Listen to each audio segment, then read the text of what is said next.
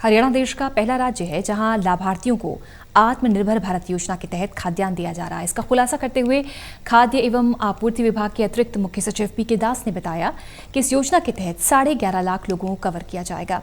केंद्रीय मंत्री रामविलास पासवान के साथ राज्यों के अधिकारियों के साथ बैठक हुई और इन मुद्दों पर चर्चा हुई। इस बारे में खास बातचीत की हमारे सहयोगी अनिल कुमार ने खाद्य एवं आपूर्ति विभाग के अतिरिक्त मुख्य सचिव पीके दास से।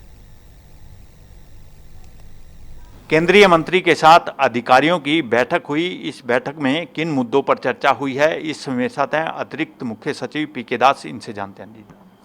आज केंद्रीय खाद्य मंत्री श्री रामविलास पासवान ने सभी राज्यों के खाद्य मंत्री और खाद्य विभाग के सचिव के साथ वीडियो कॉन्फ्रेंसिंग के जरिए वार्ता किया।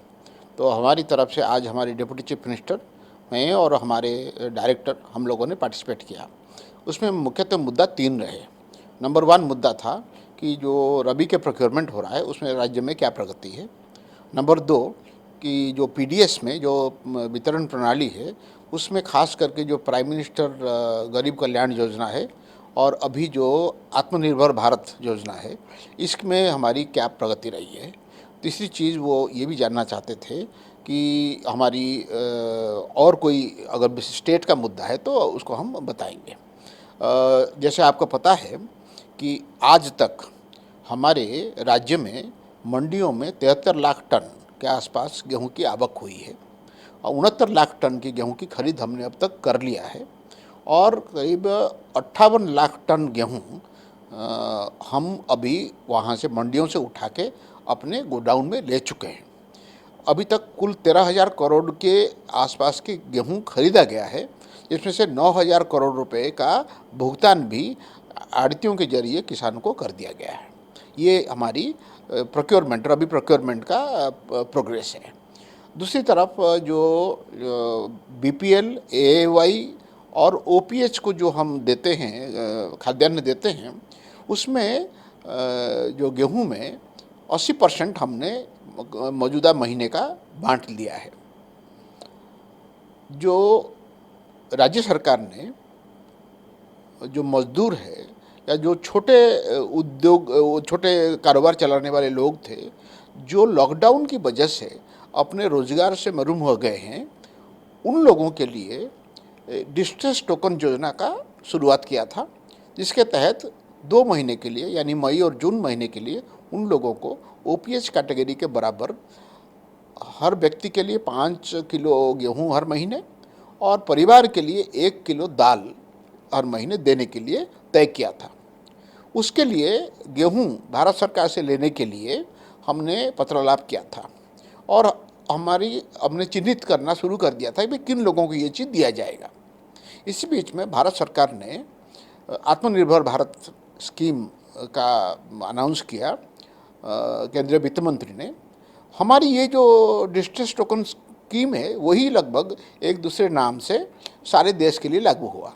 तो हमने उसको, हमारी जो स्कीम है उसको लागू तुरंत करना शुरू कर दिया और हरियाणा पहला राज्य है देश में जिसमें एक्चुअली लोगों को इस नए योजना के तहत खाद्यान्न मिलना शुरू हो गया है।